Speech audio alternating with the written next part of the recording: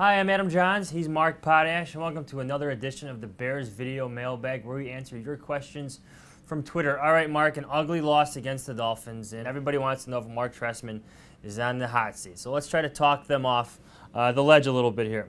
This is from Bill Miller on Twitter. Trestman was out of the NFL a long time and never led an NFL team, especially not in the modern era.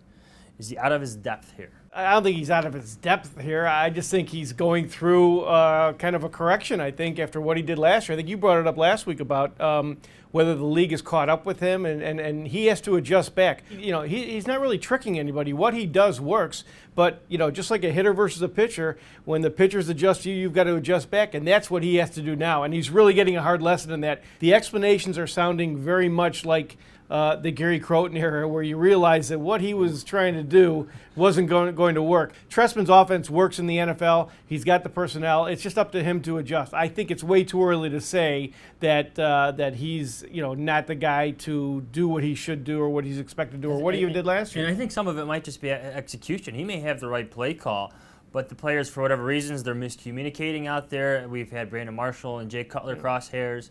We've had Martellus Bennett run the wrong routes. So you've had miscommunications on the offensive line. You have a lot of penalties on the offensive line, so it's not as crisp. And let's do a hypothetical, because you love hypotheticals. Oh, I do. You know I do. This is from Nate Just on Twitter.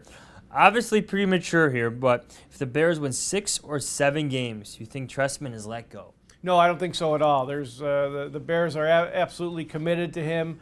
And they know it's not going to happen overnight, no matter what the expectations are. You still got a defense that has a lot of progress to make.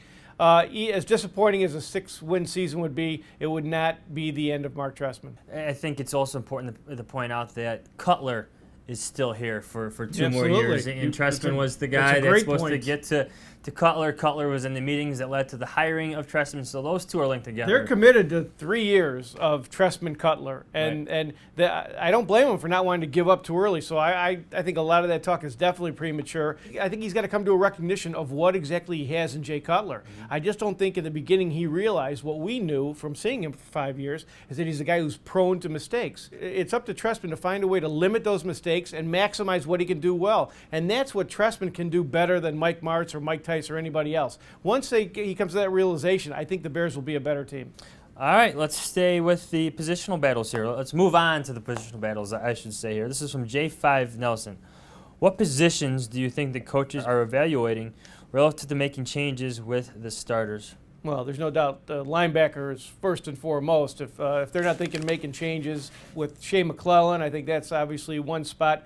They actually made a change, I think, last week when they used Christian Jones late in the game instead of Kasim Green. So I think they've reached the point, and Marc Trestman kind of hinted at it today, they've reached the point where now they're going to hold people, they're really going to hold people accountable and actually cost some people some jobs based on the way they've been playing. And on the offensive side of the ball, it's got to be the right tackle, Jordan Mills. Yep. I know the Bears scheme wants him to push the pressure outward and let Cutler step up, but that pressure is getting fast to Jay Cutler. I know Cameron Wake is an exceptional player, the Dolphins defensive end.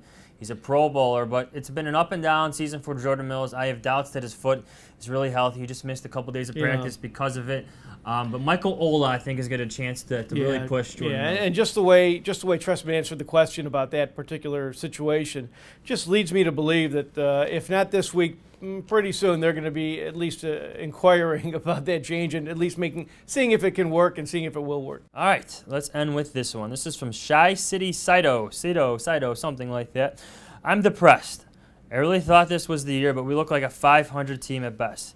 Can this be turned around, and can they make the playoffs? Absolutely they can. I'm not saying this is not a 500 team. They could be, but in this league, the way it is, I mean, they can beat the Patriots next week. It used to be when the Bears played as poorly as they did on Sunday, there was no way they'd be able to beat a team like the Patriots. But the Patriots can come down, the Bears can come up.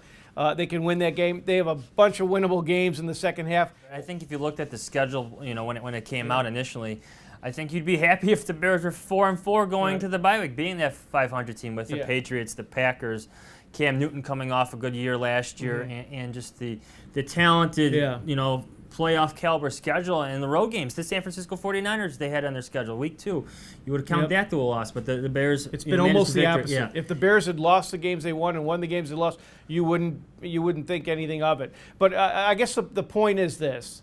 The Bears at 3-4 are just a big disappointment this year.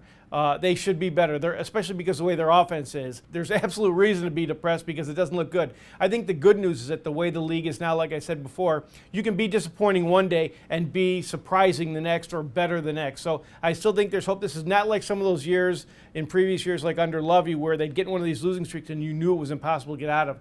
This team is they still have the talent, and they have winnable games. The way the league is, I think they can definitely still make the playoffs. All right, well, and on that encouraging note from Mr. Positive here, he's Mark Potash. I'm Adam Johns. Thanks for watching this edition of the Bears Video Mailbag. Stay with SunTimes.com for all our Bears coverage.